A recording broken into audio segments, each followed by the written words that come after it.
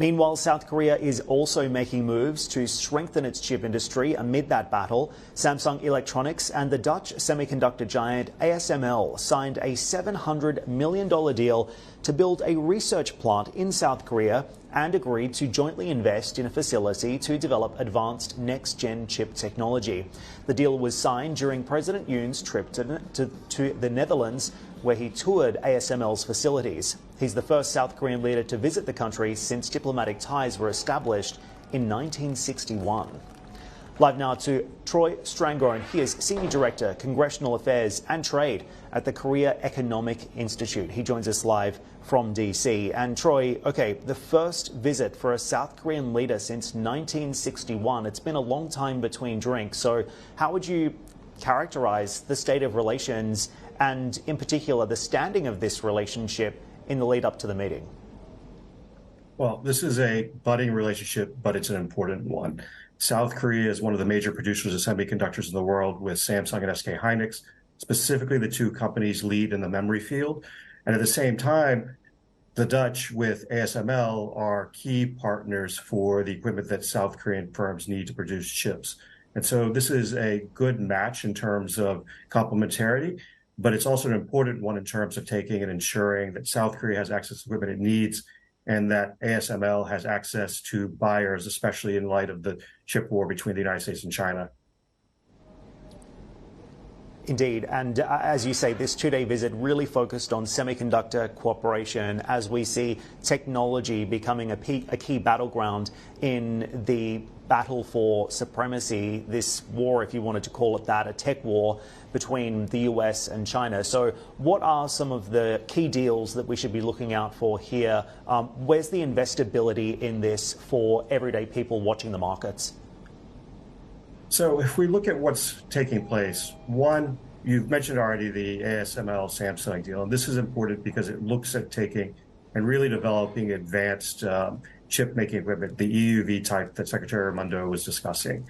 And this matters because, one, right now, most of the bleeding-edge chips, the high-end ones, are produced by TSMC, but Samsung is the other competitor. While TSMC has about 90% of that market, Samsung has the rest. This will help Samsung in terms of going forward and really trying to take and not only push its chips forward, but Samsung is also one of the world's larger contract manufacturers, so it'll allow it to take and produce for other companies as well.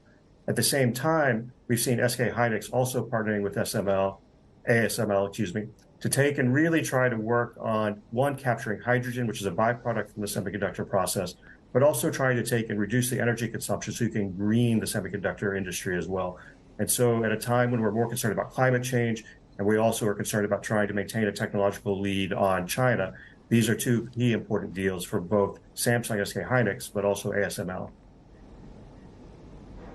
What do you think this means for the South Korea-China relationship, and how do you expect the Chinese to respond? So South Korea is in a position to where they have to balance the relationship with China and the United States. And when we look at the relationship with China, right now, Samsung and SK Hynix both produce about 40% of their chips within China itself. And so this is why Secretary Raimondo was talking about export controls and ensuring that they only produce legacy chips within China. And this is the challenge. How do you take and maintain a productive relationship in China to where you have a lot of your customers, including Apple, and also take and really build out your supply chains, outside of China, so that way you can maintain the ability to take and build the cutting-edge chips that you're going to see in advanced technology and specifically sold to the United States. And so balancing that relationship so you don't face challenges within China where you're starting to see export controls, at least on the critical mineral side, come into play. And also with the United States, which is your key security partner, that's the balance that South Korea has to take. The one advantage South Korea has is that right now, China still needs Samsung and SK Hynix to provide chips for its own market. And so that helps Samsung and SK Hynix really balance this relationship at the moment. One of the other interesting deals to come out of this meeting was a move from South Korea's Busan Port Authority to build a cold chain logistics center in the Netherlands by 2027. Explain to me why that is strategically important and what that cold chain deal reflects. So we've seen in recent years the growth of Korean culture abroad. So, Hallyu or the Korean Wave. A lot of this has been in the form of BTS, other K-pop groups, also K-dramas such as Squid Games and Parasite.